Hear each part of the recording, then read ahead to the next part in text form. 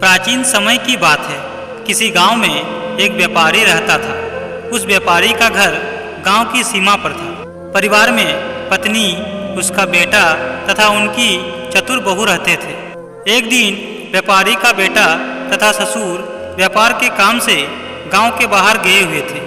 व्यापारी की बहू घर पर कुछ काम कर रही थी। तभी 3 पथिक वहां पहुंचे तथा आवाज़ लगाई कि बहन, बड़ी प्यास लगी है, क्या हमारे लिए पानी की व्यवस्था हो सकती है। व्यापारी की बहू ने सोचा कि मेरे पति व ससुर बाहर गए हैं तथा ये अनजान पथिक है, पानी देने के लिए घर से बाहर जाना ठीक ना होगा। मैं इन तीनों से कुछ सवाल पूछती हूँ, तब तक शायद उसके पति व ससुर भी आ जाए। ऐसा सोचकर उसने अजनबी पाथिक से कहा कि आपको मेरे प्रश्नों का उत्तर देना होगा, तभी पानी दे सकती हूँ, अन्यथा नहीं। अब चतुर बहू ने पहले व्यक्ति से प्रश्न किया कि आप कौन है। तभी वह पाथिक बोला, मैं एक यात्री हूँ। उसके बाद चतुर बहू बोली, यात्री तो संसार में 2 है। उसके बाद दूसरे पाथिक से पूछा कि आप कौन है। वह बोला, बहन, मैं गरीब हूँ। उसके बाद चतुर पत्नी बोली कि गरीब तो 2 ही होते हैं। वह भी कोई उत्तर ना दे सका। तीसरे ने कहा कि मैं अनपढ़ गंवार हूँ। तब बहू ने कहा कि अनपढ़ तो 2 ही होते हैं। उत्तर न देने के कारण अब वह निराश होकर जाने लगे। तब बहू को उसके ससुर आते हुए दिखे। यह देखकर उसने उन पाथिकों को पानी के साथ साथ उनके लिए गुड़ व छाछ की व्यवस्था भी कर दी। उन पाथिकों ने उसे आशीर्वाद दिया और चले गए।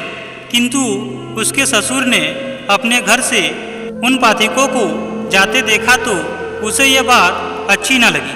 उसने सोचा कि बहू पता नहीं किन किन अजनबियों को घर पर अपने पति की अनुपस्थिति में बुलाती होगी। ऐसा सोचकर उस राज्य के राजा से उसने अपनी चतुर बहू के चरित्र पर संदेह व्यक्त करते हुए शिकायत कर दी। उसके बाद राजा ने अपने 2 सिपाहियों को व्यापारी के घर भेजा।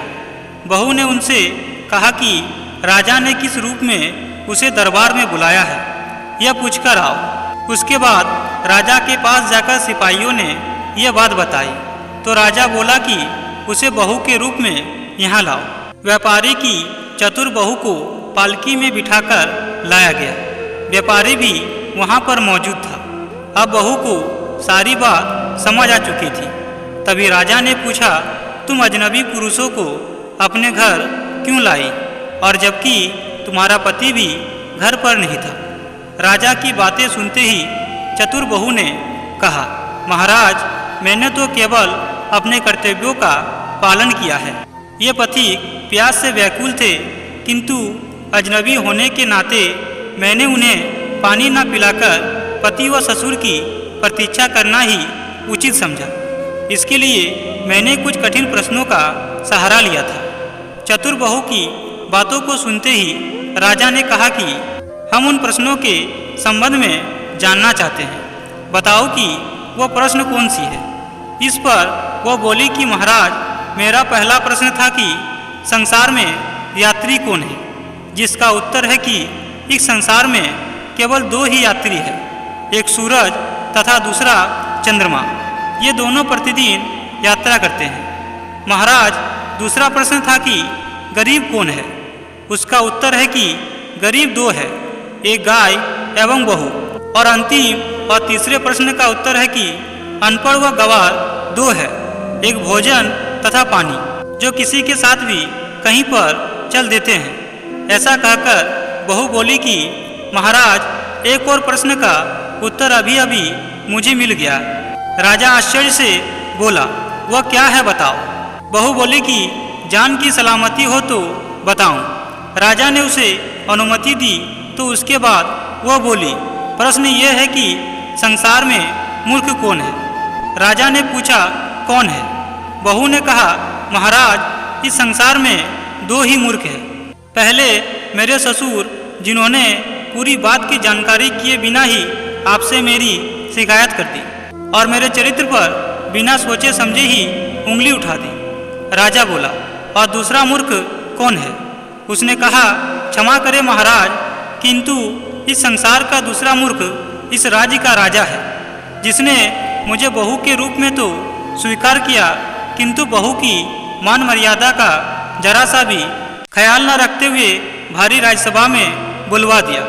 ऐसा सुनकर राजा को बड़ा क्रोध तो आया, किंतु शांति से सोचने पर उसे वह बात उचित ही प्रतीत हुआ।